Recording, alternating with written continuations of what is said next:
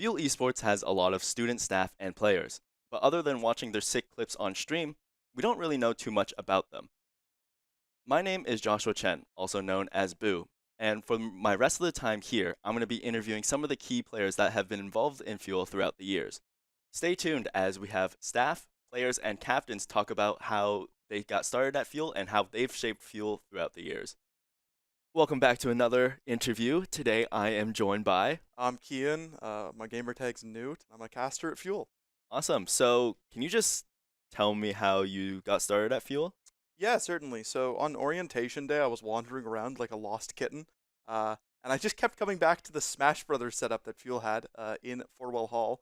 I kept talking with more and more people, and then I got into the Discord, and then eventually my true in to Fuel would have been actually through you in the league tryouts in the league. Oh, okay. Yeah. Um, how were the league trials? That year, Yeah.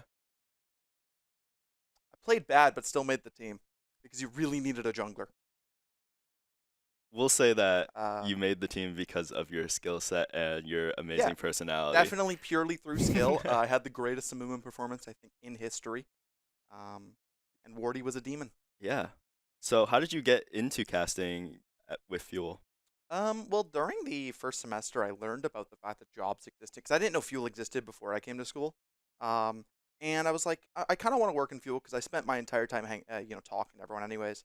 And I've casted like League on the side anyways for some of my friends' tournaments and some smaller leagues. So it just kind of felt like a one-in-one connection. I knew the league casters as well were leaving, so there was an opening. So kind of put everything together and started Mhm. casting. Yeah. And you won the award. Did you win the No, award? no, I'm 0 for 2 currently. Oh, you're zero Thanks, for two in Josh. nominations. Oh. Oh, yeah, I got nominated for both awards last year. I did lose both. However, my excuse is I only had one semester under my belt. Fair. But now that you have another semester, how do you think you've improved over the past year? I switched roles entirely, I'd argue. First year I came in, I said I want to be the analyst, I want to be the color caster, I want to Mhm. bring the, analytical perspective. And that's what I ended up doing because I was partnered up with Ninjax, who was a kind of full-time play-to-play. He could take over that shoutcasting role. Coming into this year though, and last term especially, all the nobody could play-by-play. A lot of our casters just wanted a color cast. So I, just by virtue of kind of doing it for a while, said screw it, right? Jumped Mhm. in full feet first, or head first rather, and took the play-to-play role, and I've been playing for every game I think I cast now. Mhm. And how many games do you cast again? Regularly a rotation of 4, but I've casted 5 or 6 if I remember correctly. Mhm. And going into coming into Fanshawe, did you play like every game that you're casting right now, or did you have to like learn these games before you We cast make them? we make comments about this all the time on broadcast. I have like 3 hours total in Rocket League, but I cast Rocket League regularly. I'm a solid bronze player in Valorant, on my level 20 Mhm. account. Um, but League and Overwatch I played a lot of for sure. Yeah, and for those games that you maybe aren't as good at or maybe don't have the hours in, how are you able to deliver like a good product without that prior knowledge? I've been watching esports for so long, like Valorant esports. That's how I get all of my information on Valorant. Hmm. I used to watch Rocket League esports a lot as well, but also with Rocket League, it was really kind of learning from both the players and my co-casters, especially Elson, who was teaching me a lot of the game. Some of those early streams we were doing for that game. So yeah, I think mostly just overall just watching and listening to professional casters. Yeah, and do you have like any inspirations that you kind of base your commentating off of? That's a good question. I mean, I really liked some of the lead casters. Like I obviously, I kind of initially was like trying to go the Vedia style Hmm. for sure. But nowadays I feel like I'm more so honestly like a medic. I feel Hmm. like I hit a lot more medic lines in Hmm. my casts. For Overwatch, I'm a big Unter Commander X fan if Hmm. anyone knows them.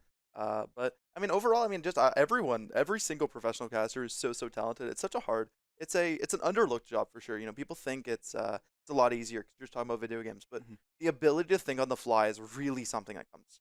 It is challenging to come by. Hmm. And going in, like looking into the future, is that something, if given the opportunity, you would be interested in going into? I mean, if it ends up happening, if I continue to do this and eventually, a career opens up for it, I'd be more than willing to, right? Mhm. I absolutely love esports. I love video games. It's been a passion of mine for a while. and I do enjoy talking. Growing up, my parents always made a joke that I would be like a sports commentator, Mhm. and then here I am doing esports commentary. So not quite the same level, they because We're getting there. I used to play hockey a lot, but Yeah. that all went out the window when I got a computer. Mhm. Um, I mean, yeah, definitely, but like the market's really volatile, and I don't Mhm. want to like put all eggs in one basket, and Yeah. eggs, especially in such a shaky basket that I would like classify it as. Mhm. So I mean, if it's possible, and if other careers don't end up working out, and if it ends up working out, I'd be super down to do so. Yeah, and correct me if I'm wrong. You still have like another year left, or Oh, maybe two? I'm here for a minute. Here for a Yeah, while. yeah. I switched programs this Mhm. term into a full 3-year program, so I am in for a long haul. Yeah. So hopefully we'll hear more of your voice throughout the cast. So since you are gonna be here for a while, how are you kind of you might be interested in going into casting into the Yeah, future, but how are you gonna like make the most of your time casting here, I guess? I think, I mean, as I've gone through it, I mean, I think my first cast, the first ever cast I did, the practice Valorant stream where me and my co-caster literally just said what was on the screen, versus what I can do now. I think it's already been night and day. So I think as I just continue to grow my chops, I'm willing, maybe I'll expand into some other games for sure. Mhm. But I think, just gonna keep on learning, keep on studying, keep on getting better and better. Really, it is just reps and practice when it comes to casting. I still definitely have areas I need to work on that I'm hoping to it come the future for sure. But I mean, for now, I think we're just gonna keep on putting in the effort. Awesome. And do you have any final like things to say or any shout outs that you wanna No, shout no, out? no, nothing specifically. I mean, shout out all the players that make my job possible. Right, without them, I wouldn't be able to cast. Same as my producer team. They always make it nice and easy for me, especially my observers. So it really is a team effort back here. It's not something that one person can do on their own. Obviously, shout out my co-caster. Whenever you have to solo cast, it's a completely different ball game. And it's a lot easier when you have someone you can rely on, even just to get yourself a breath, right? Get yourself ability to think, come up with that next topic you want to come up with. I mean, yeah, overall, I mean, just shout out the entire squad that makes these streams run. Awesome. So that's been Kian or Newt. Join us next time for another interview.